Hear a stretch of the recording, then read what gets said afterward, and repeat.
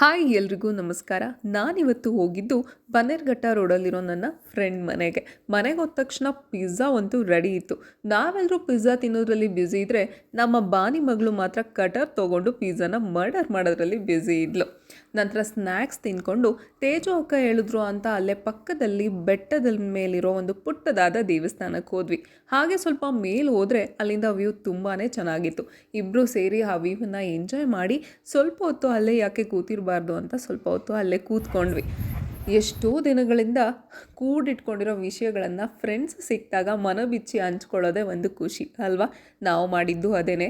ಎಷ್ಟು ಹೊತ್ತು ಮಾತಾಡಿದ್ರು ನಮ್ಮ ಮಾತುಗಳಂತೂ ಕಡಿಮೆ ಆಗ್ತಾನೇ ಇರಲಿಲ್ಲ, ವಿಷಯಗಳಂತೂ ಕಡಿಮೆ ಆಗ್ತಾನೇ ಇರಲಿಲ್ಲ. ಅದಾದ ನಂತರ ಮನೆಗೆ ಹೋದರೆ ಬಿಸಿ ಬಿಸಿಯಾಗಿ ಅಡುಗೆ ರೆಡಿ ಇತ್ತು. ಊಟ ಮುಗಿಸಿ ನಂತರ ನಾವೆಲ್ಲರೂ ಸೇರಿ ವಾಕ್ ಹೋಗಿ ಮನೆಗೆ ಬಂದ್ವಿ. ಇದಿಷ್ಟು ಇವತ್ತಿನ ಶಾರ್ಟ್ ವ್ಲಾಗ್. ನಿಮ್ಮೆಲ್ರಿಗೂ ಇಷ್ಟ ಆಗಿರುತ್ತೆ ಅಂತ ಭಾವಿಸ್ತೀನಿ. ಎಲ್ಲರೂ ಕೂಡ ಲೈಕ್ ಮತ್ತು ಶೇರ್ ಮತ್ತು ಸಬ್ಸ್ಕ್ರೈಬ್ ಮಾಡೋದನ್ನು ಮರಿಬೇಡಿ. ನೆಕ್ಸ್ಟ್ ವಿಡಿಯೋ ಮೂಲಕ ಮತ್ತೆ ನಿಮ್ಮನ್ನು ಭೇಟಿ ಆಗ್ತೀನಿ. ಅಲ್ಲಿವರೆಗೂ love you all. Take care. Bye.